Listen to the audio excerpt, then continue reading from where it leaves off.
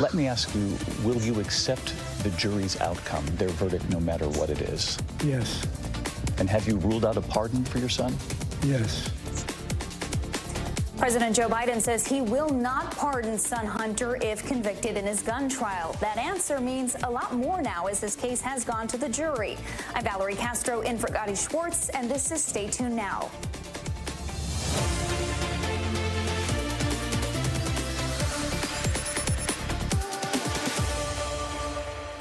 Jurors began deliberations in Hunter Biden's federal gun trial today after prosecutors brought their case to a close. The government ended their closing statements, hammering home their argument that Hunter Biden lied on a gun application in 2018, saying he claimed to be drug-free, knowing at the time he was addicted to crack cocaine.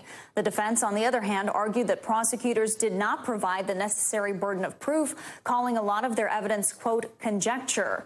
The jury left today without a verdict. This case is the first time the child of a sitting president is facing a criminal trial. Hunter Biden is charged with 3 felonies related to the purchase of a gun in October of 2018. He could face a maximum sentence of 25 years in prison. Okay, let's bring in NBC's Justice and Intelligence correspondent Ken Delanian. Ken, did the prosecution and defense do a good job of summing everything up in their closing arguments?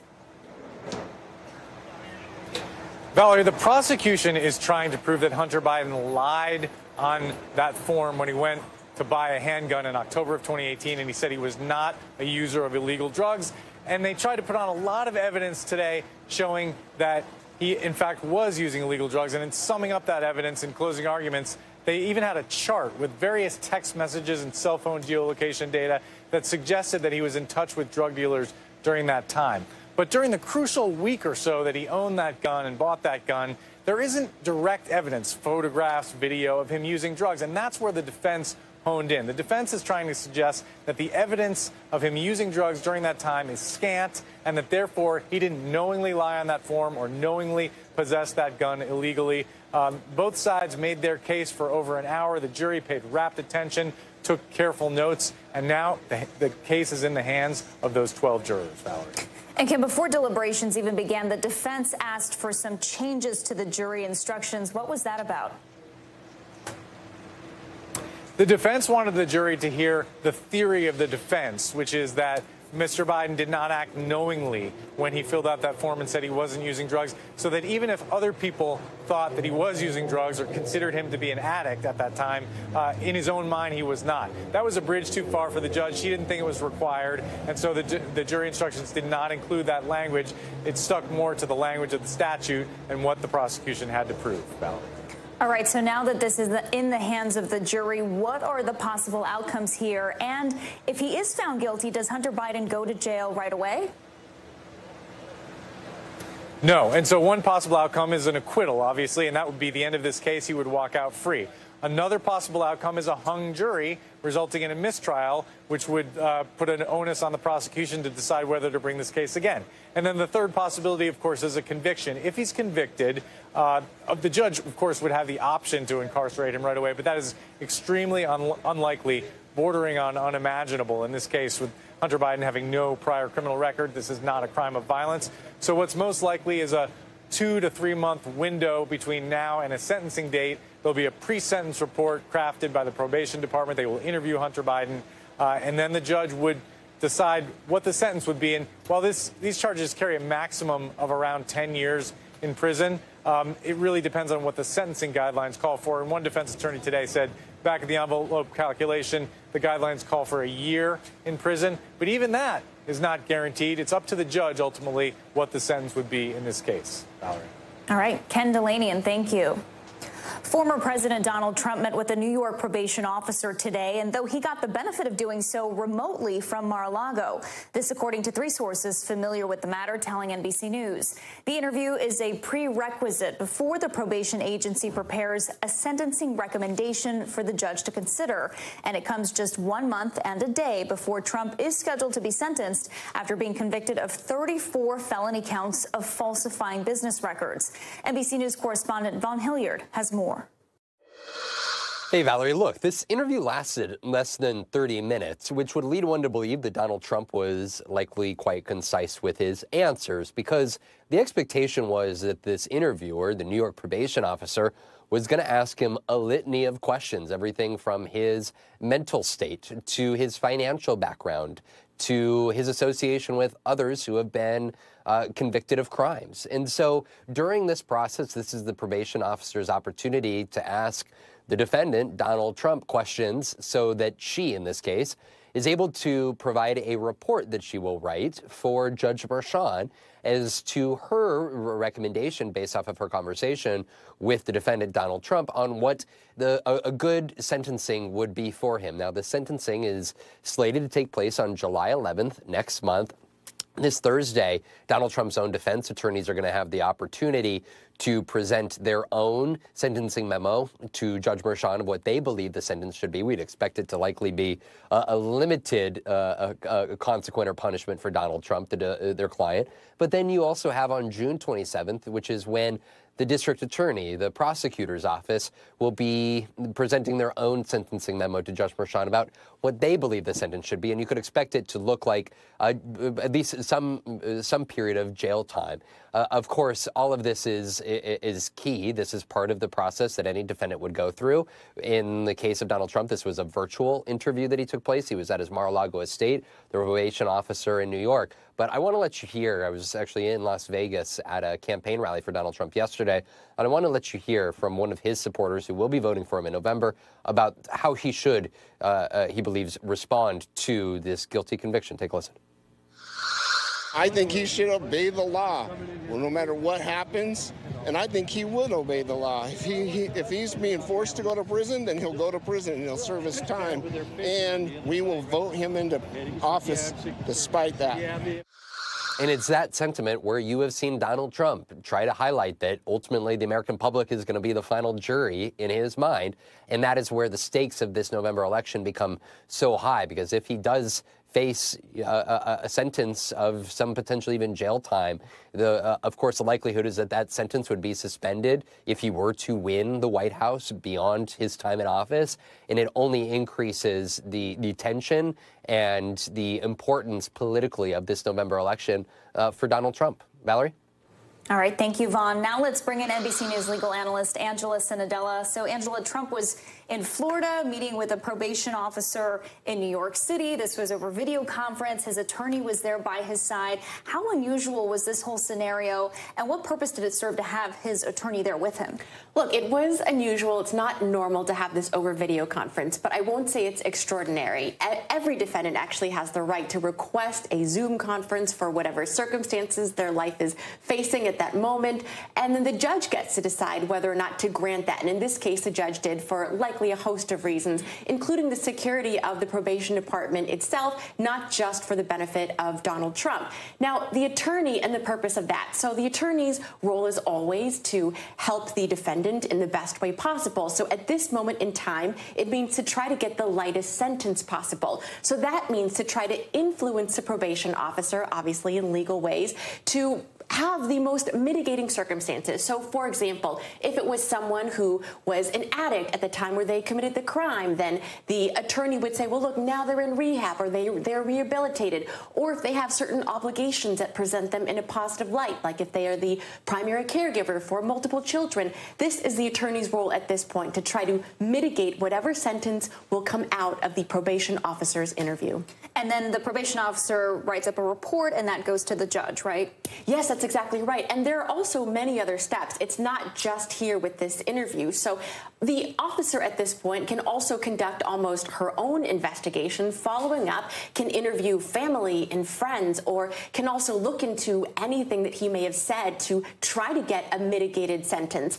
And also, usually at this stage, there is a victim impact statement that's also inserted into this pre-sentence report, but it's not clear here who the victims really are.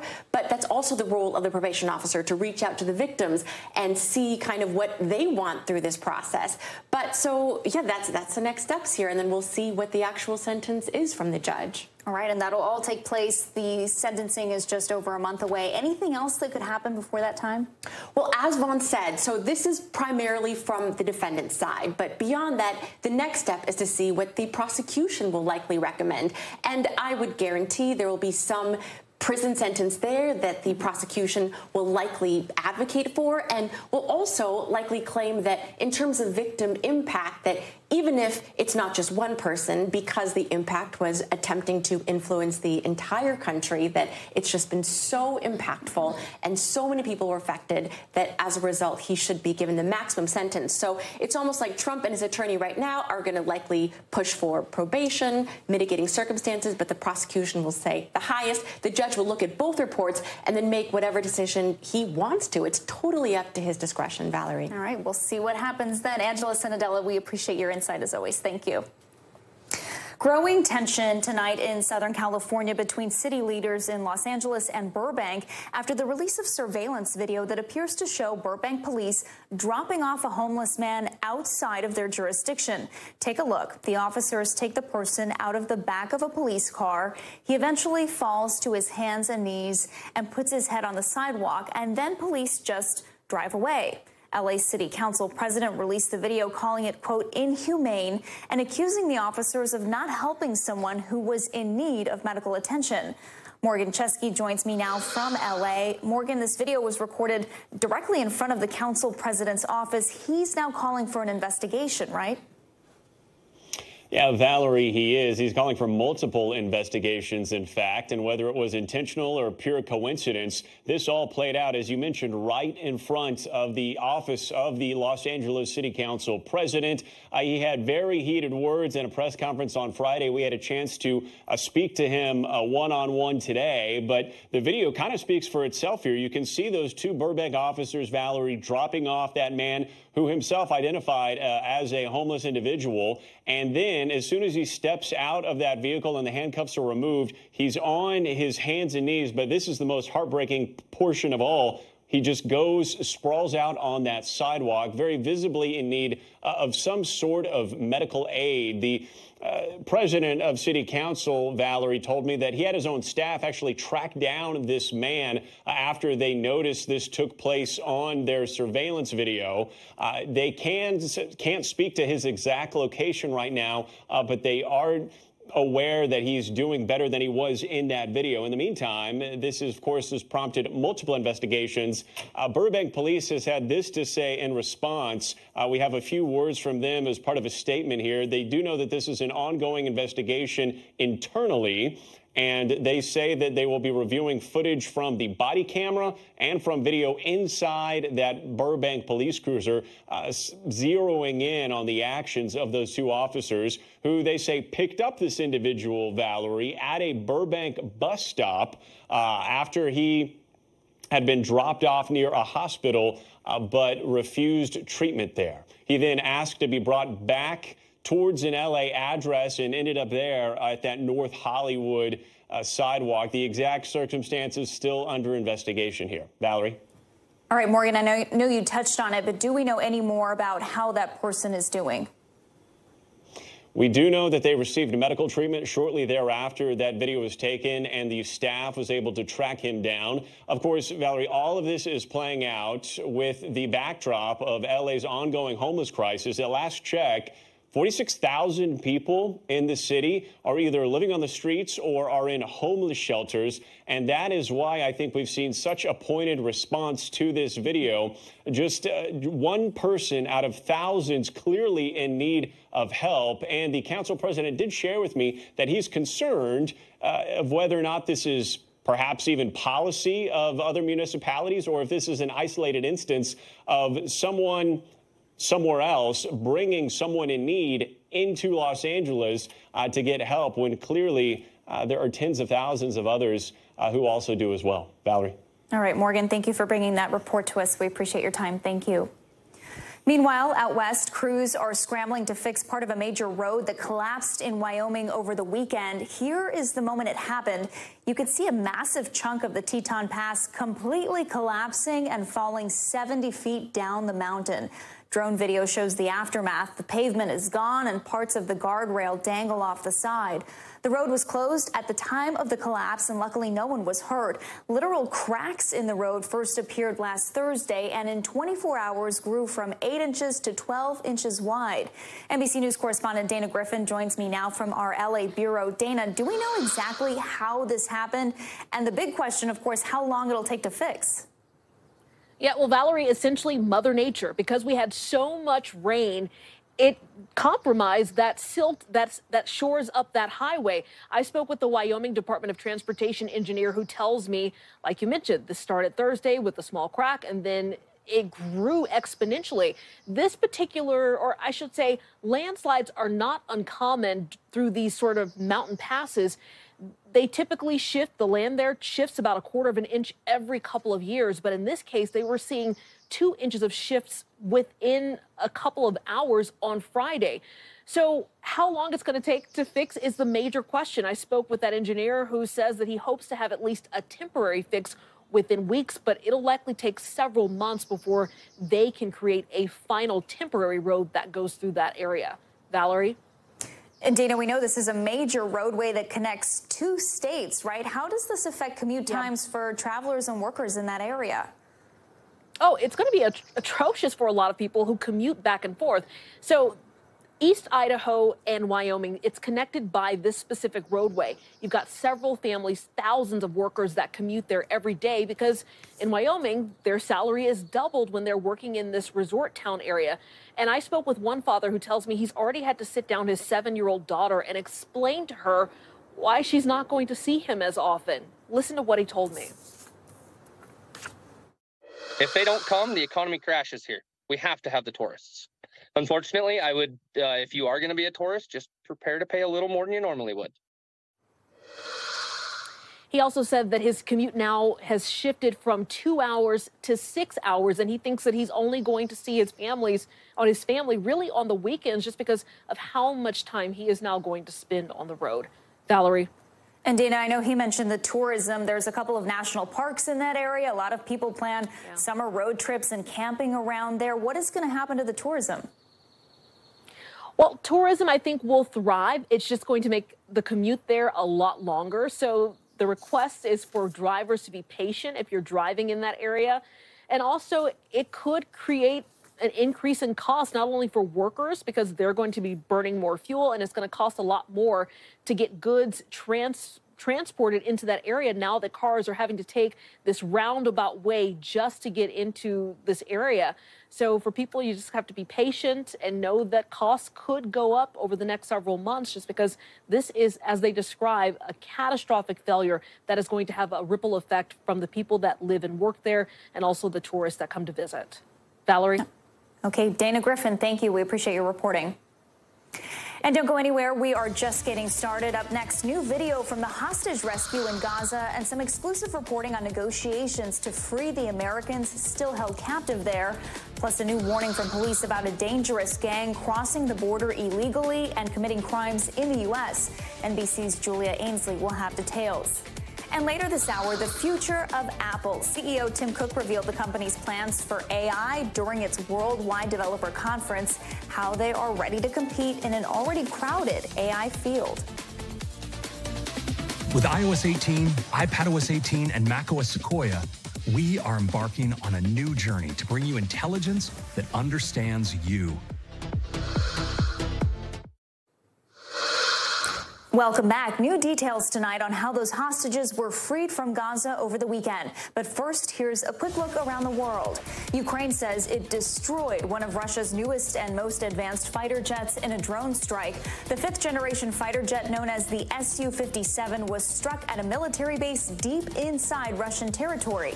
Ukraine officials shared these before and after images of the impact. The costly supersonic jet, which is still in development, is supposed to be an answer to the U.S. Air Force's F-22 Raptor. The U.S. consulate in Sydney, Australia was vandalized early this morning with pro-Palestinian graffiti. The suspect was caught on video wearing a dark hoodie and using a small sledgehammer to smash holes in the building's windows. That the same U.S. consulate was vandalized with graffiti back in April. This time, 2 inverted red triangles were painted on the front of the building. South Korea is responding to North Korea's trash balloons by using loudspeakers at the border to play anti-North Korean propaganda. The move triggered a response from the sister of North Korean leader Kim Jong-un. She warned that the situation could become, quote, dangerous if the broadcasts and leaflets across the border continued. And a scary collision over the weekend in Vancouver, Canada. A seaplane just about to take off collided with a boat and plunged into the water. Everyone aboard the plane was okay. It's unclear how many people were on the boat, but several of them were taken to the hospital. An investigation into the cause of the crash is underway. 4 Israeli hostages are safe tonight after their dramatic rescue over the weekend by Israel's military, who claims the hostages had been held there for 8 months after being captured in the October 7th attack by Hamas. But the rescue mission left more than 200 Palestinians, including women and children, dead, according to local health officials. So what does all of this mean for a proposed ceasefire deal? NBC's chief foreign affairs correspondent Andrea Mitchell has more. Tonight, the dramatic moment when 3 of the 4 hostages were rescued. You can hear gunfire as Israeli officers approach a family home in the middle of a refugee camp, finding the hostages held by Hamas inside a back room. The officers asking for their names as the hostages answer back. Andre, he says. The daring daytime mission later resulting in a firefight, the IDF says, as Hamas opened fire on the hostages and rescuers as they escaped. The high death toll of Palestinians potentially complicating delicate ceasefire negotiations with Hamas. Secretary of State Tony Blinken in Israel tonight, demanding Hamas agree to a deal. Israel has accepted the proposal. The only party that has not accepted, the only party that's not said yes, is Hamas. That's who everyone's waiting on. All 4 hostages were taken during the October 7th Hamas terror attacks at the Nova Music Festival. Noah Argamani, 26 years old, who became the face of the hostage horror, seen on the back of a motorbike being kidnapped into Israel. Her boyfriend still held captive tonight. Argamani hugging her father and reunited with her mother, who was terminally ill. Amag Meir Yan, 21 years old, coming home just 1 day after his father died, but arriving before his mother's birthday. I couldn't stop hugging him. I couldn't stop. And tomorrow is my birthday, so I got my present. 40-year-old Shlomo Ziv and Andrei Kozlov, 27.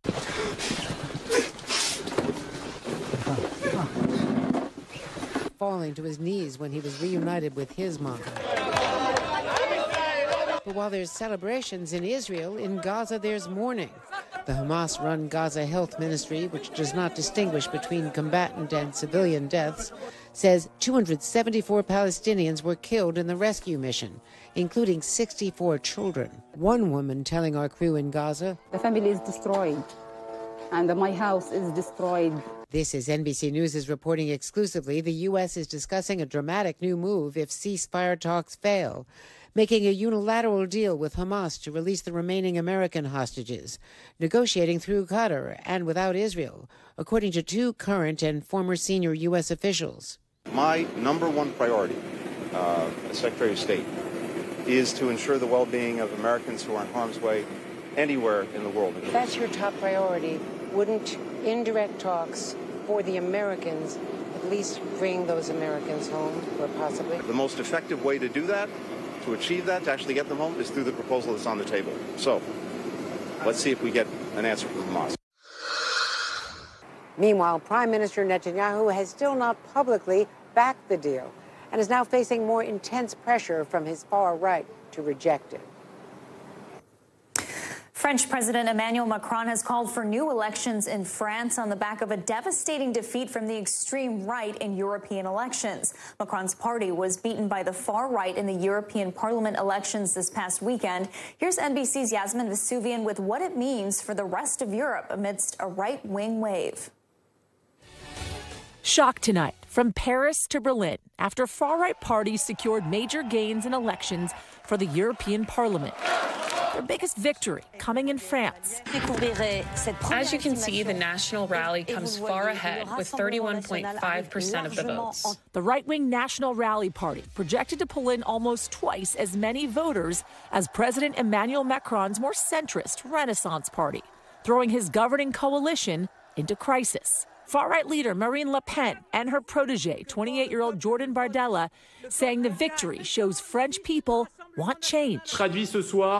Tonight translates into a bloody retreat and a clear rejection of the policies driven by Emmanuel Macron and his government. But then, another huge shock. I am dissolving tonight our National Assembly. In an address to the nation, President Emmanuel Macron calling for new elections. A risky move, but an apparent attempt to rally more moderate supporters and beat back the far-right surge. La montée des nationalistes. The rise of nationalists, of demagogues, is a danger for our nation, but also for our Europe. Le Pen welcoming the face-off, hoping her party's focus on immigration, rolling back climate initiatives, and distancing from the EU will keep motivating voters. We are ready to rebuild the country. The far-right failed to gain a majority in the European Parliament, with centrists, liberals, and socialists holding on. But the tensions heating up across the continent. They saw us coming, but could not stop us. Giorgia Meloni's Brothers of Italy party and Germany's AfD party making huge gains as well. Now Europe's political future in question as France gears up for high-stakes elections just weeks before the start of the Paris Olympics this summer. Coming up, not one but two shark attacks at Florida beaches. We'll have those details. But first, you gotta see this. A photographer at Yellowstone National Park last week could not believe her eyes when she took these photos. What she first thought was a coyote turned out to be an extremely rare white bison calf caught on camera just moments after it was born. White bison are not only a rare occurrence, but are also considered sacred to some indigenous communities. Talk about being in the right place at the right time. And we will be right back.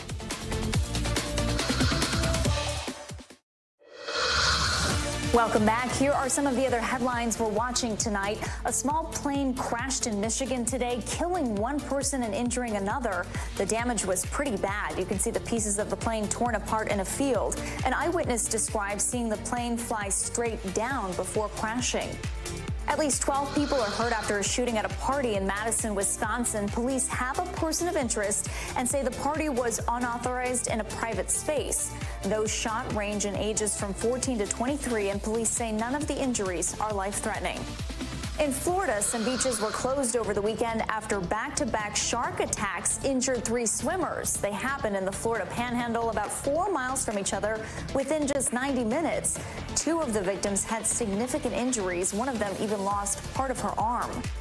Jimmy Carter is reportedly doing pretty well at his home in Georgia. His grandson provided a new update on his health, telling Southern Living magazine there really hasn't been a change in his grandfather's condition.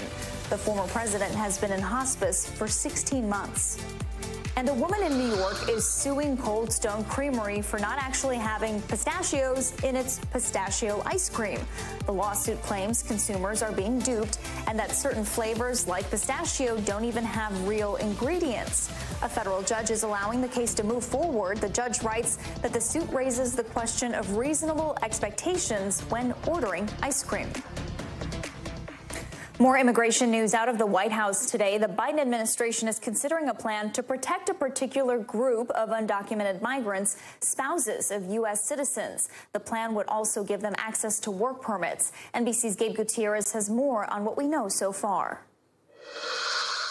Valerie, the plan the Biden administration is considering would protect from deportation undocumented immigrants who are the spouses of U.S. citizens and get them access to work permits, according to 2 sources familiar with the discussions. The sources stressed that the proposal was not final and that the timing was fluid. The program, known as Parole in Place, would also make it easier for some undocumented immigrants to get a green card and a path to U.S. citizenship. One of the sources said that lawmakers on Capitol Hill had been briefed on the proposal. A White House spokesperson declined to comment on details, but said the administration continues to explore a series of policy options to address our broken immigration system. The discussions come as President Biden tries to court Latino voters in crucial battleground states such as Nevada and Arizona. Last week, the president announced an executive action to tighten asylum restrictions. Under the new policy, anytime the 7-day average of illegal border crossings tops 2,500, migrants entering the U.S. between legal ports of entry, with some exceptions, will be banned from claiming asylum and deported. Though there are mounting questions about how the action will work without new congressional funding.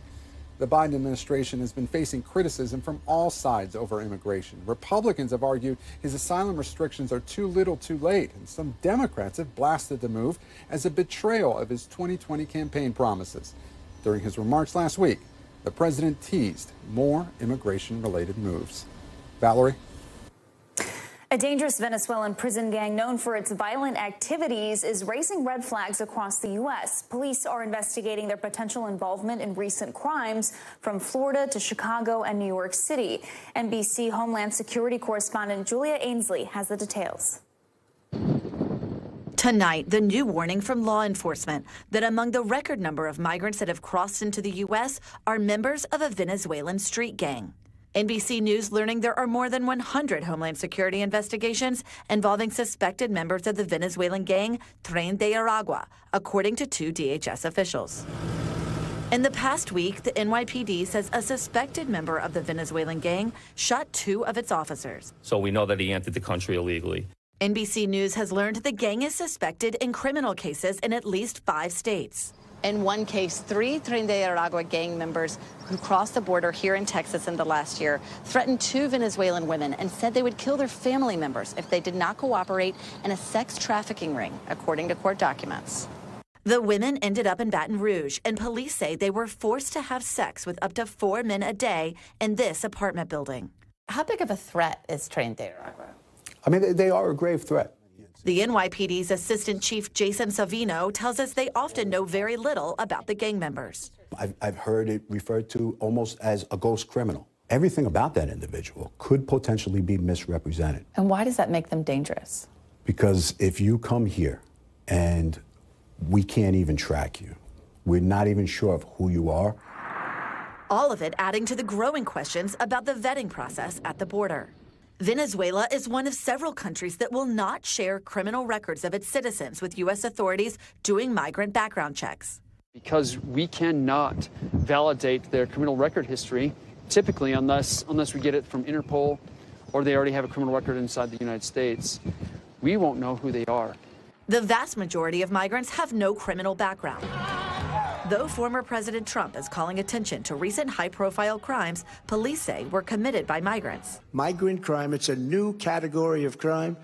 An NBC News review of both administrations' track records reveals roughly 64,000, or 2% of migrants encountered in the Trump administration were found to have criminal records. Under the Biden administration, more than 103,000, or 1% of migrants, were found to have criminal records. In a statement, DHS tells us if an individual poses a threat to public safety, they deny them admission, detain, remove, or refer them for prosecution. Still to come tonight, a bull jumped a fence at a rodeo and then ran through the concession area. We have those scary details next, so stay tuned.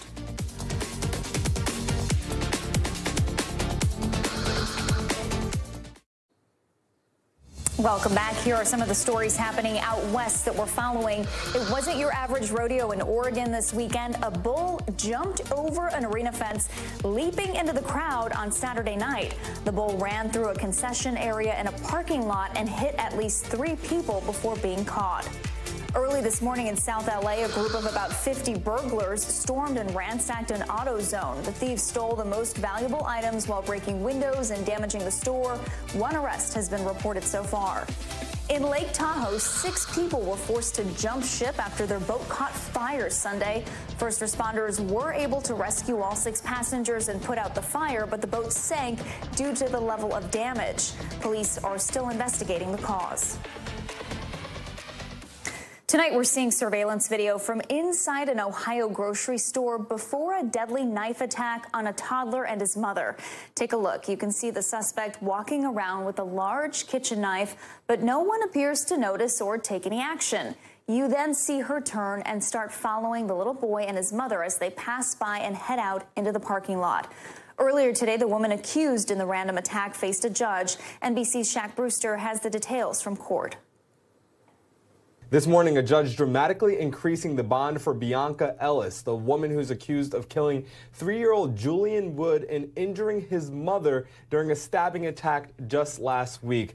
The judge increasing that bond to $5 million and prohibiting any contact between the suspect and the family of the victim, initially explaining that the initial bond was too low and didn't match the severity of the accused crimes. But that bond came after what was a truly bizarre hearing that we watched, an arraignment that took place this morning, where the suspect in this case initially appeared by video, had her head down on the table, pretty much ignored the judge's questions, and at some points just barely responded. The judge, apparently frustrated by the proceedings, put a pause on the proceedings, and we later saw the suspect appear in the courtroom where she whispered in response to some of the judge's questions and forced the judge to read the 10 counts that she's facing, ranging from aggravated murder to attempted murder to theft of the knife that prosecutors say was used in the attack. As all of that was happening, we saw the father of 3-year-old Juju Woods in that courtroom. He had a moment to be able to address the judge. Listen to a little bit of what he said. That day, 1 week ago, she took everything from us. There's nothing that could ever replace my son. And I really wish no bail, period, or extend it to the max limit possible that you can, at the very least. Just do whatever you can to keep this monster behind bars. 3-year-old Julian Woods was laid to rest just on Saturday. We saw members of the community join the family for a processional where they wore green, his favorite color, and they brought dinosaurs. That was his favorite animal. A GoFundMe page that was set up for the family has now raised close to $250,000. Back to you. We're learning new details tonight about a deadly explosion that destroyed a home in Northern Virginia, including body camera video of the blast. NBC News correspondent Jesse Kirsch has more. This was the moment an Arlington, Virginia home exploded. First responders fleeing. I'm here! And evacuating residents. Police department! I need you to get evacuated and move down the street, okay? Watch again from another angle.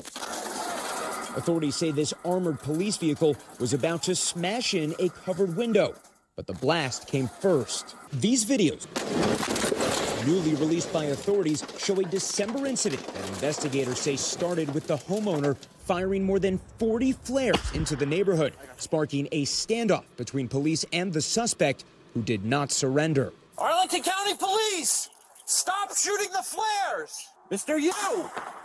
Authorities identified the suspect as 56-year-old James Yu, described by neighbors as an erratic individual. There was no nexus to terrorism, and there is no continuing threat to this community. Police say officers evacuated the duplex's neighboring unit, adding that the home's gas was shut off as the law enforcement response escalated. Under the front door with your hands up. Police eventually breaching the front door, then gunshots ring out. And soon after, the blast, which investigators say was caused by Yu. His remains now confirmed to have been found at the scene. Authorities otherwise reporting no major injuries, despite that massive explosion. Jesse Kirsch, NBC News.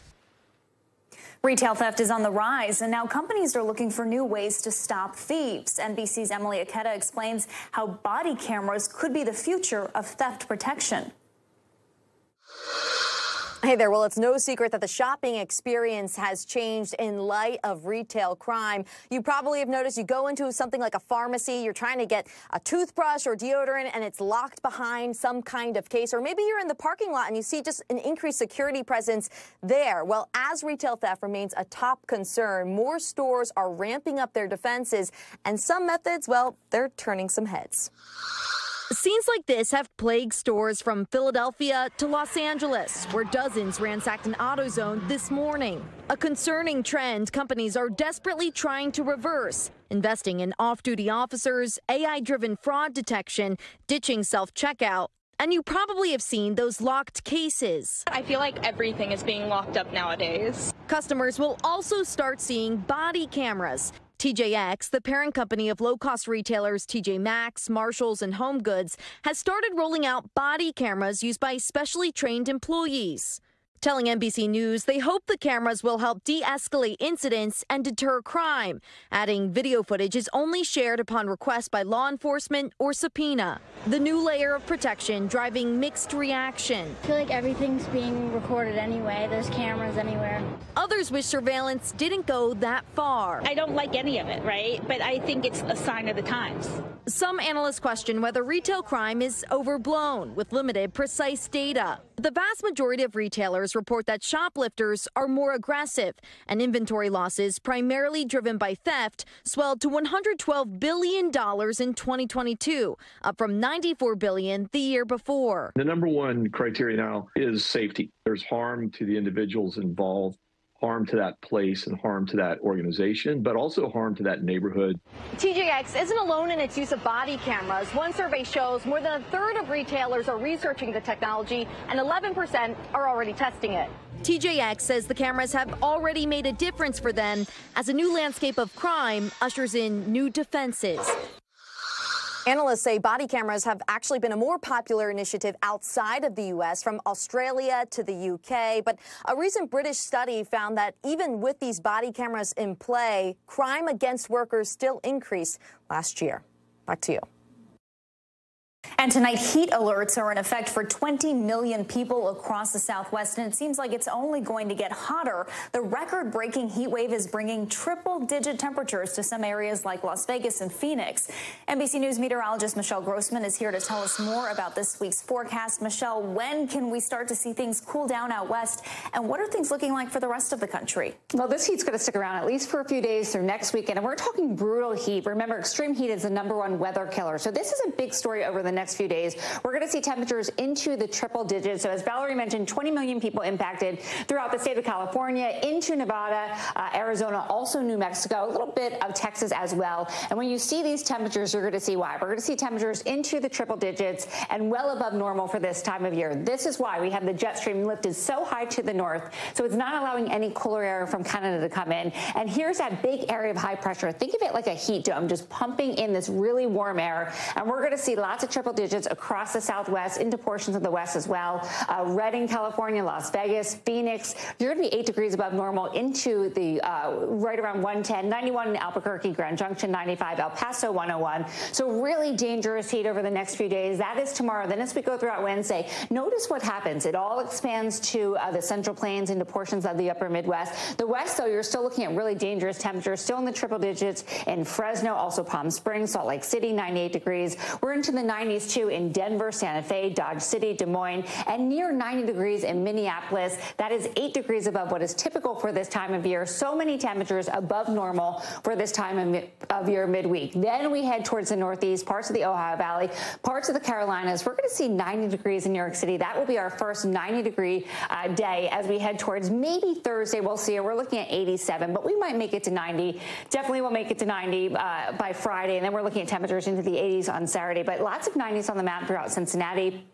Also St. Louis, into Nashville, Charlotte, lots of 90s, 93 on Friday, 94 on Saturday. The one spot that will not see those really drastic temperatures will be in the state of Florida, but this is why. We're going to see lots of rain over the next few days. It will be raining through Friday. We're going to see over 10 inches of rain in some spots. That's going to allow the drought to kind of improve, but we're looking at really dangerous conditions in terms of flooding, flash flooding. So here's the setup. We have a front that's kind of draped across central Florida. We're going to see rounds of showers along this front, storms into the peninsula as well. High rainfall rates. We could see 2 inches or more per hour, and again, over 10 inches of rain in some spots.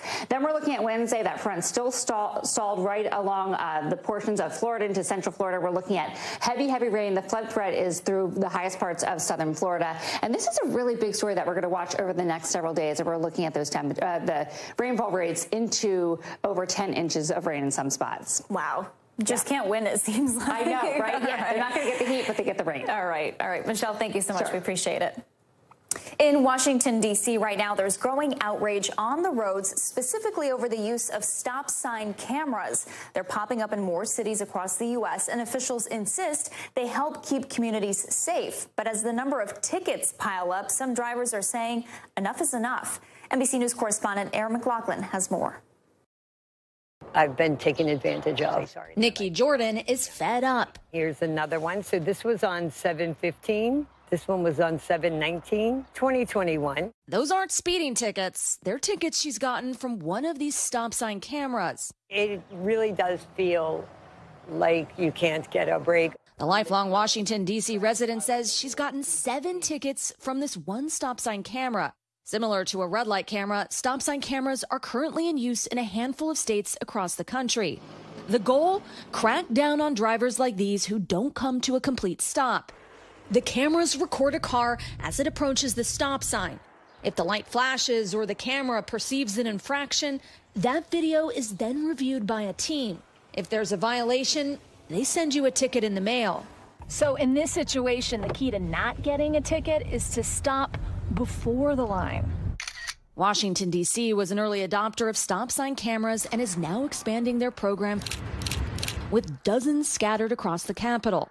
And each ticket is $100 a pop, by some estimates generating millions of dollars for the district. Neighborhood Commissioner Kishan Puta says he has received numerous complaints, but something needed to be done. We had the highest traffic fatalities in 16 years in 2023, and so we needed to do something about it.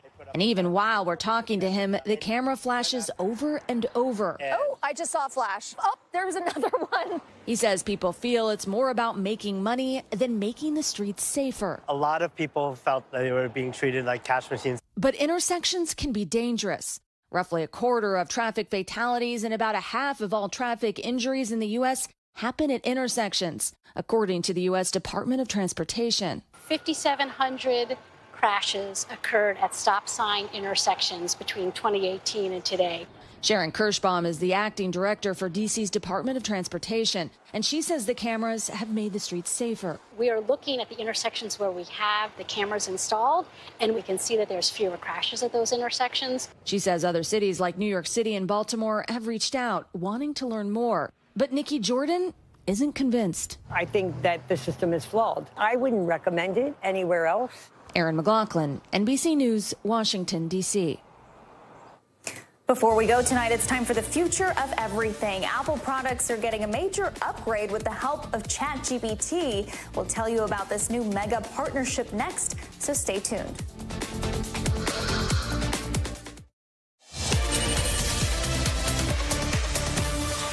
Suppose one of my meetings is being rescheduled for late in the afternoon, and I'm wondering if it's going to prevent me from getting to my daughter's play performance on time. Apple Intelligence can process the relevant personal data to assist me. It can understand who my daughter is, the play details she sent several days ago, the time and location for my meeting, and predicted traffic between my office and the theater. That is just one of the many new features coming out of Apple Intelligence, Apple's new suite of AI tools coming later this fall. Earlier today, Apple held its annual developer conference where they showcased what's next for its biggest platforms. And of course, today all eyes were on AI. Apple is making its long-awaited entry into the AI game, and they say Apple Intelligence will play a huge role in the Apple ecosystem, impacting everything from Siri to your group chats and even emojis. It also will include an integration with OpenAI's ChatGPT, which not everyone seems to be a fan of. Today, Elon Musk reacted to the news, saying that he will ban Apple devices at his companies if the two integrate. NBC News business and data correspondent Brian Chung was at the event earlier and joins me now. Brian, this was a very anticipated event.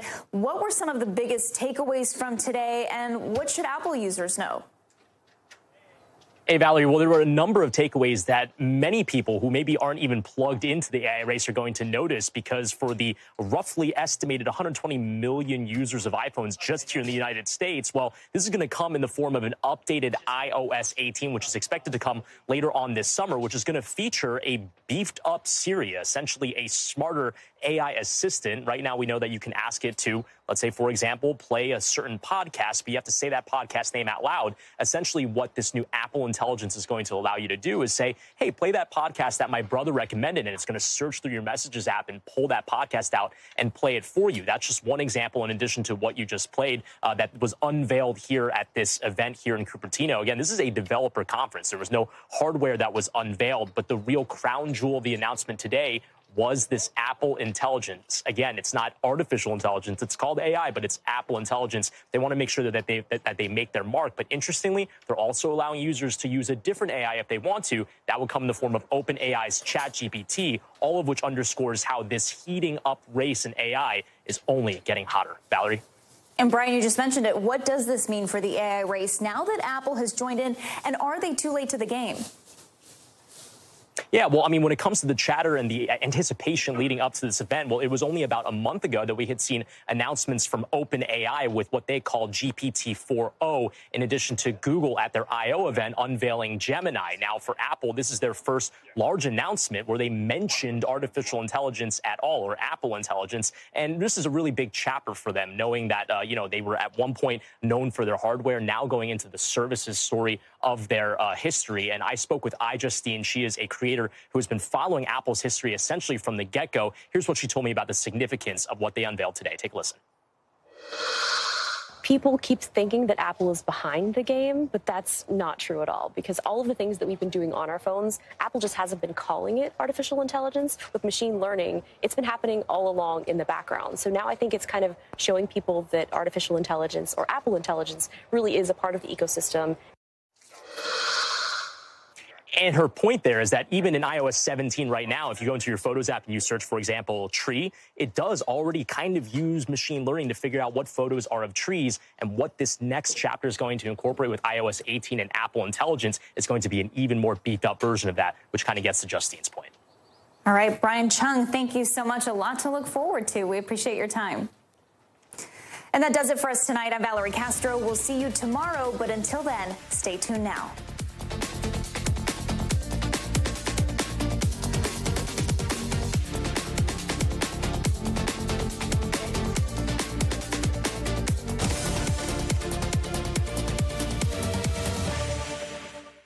Thanks for watching. Stay updated about breaking news and top stories on the NBC News app, or follow us on social media.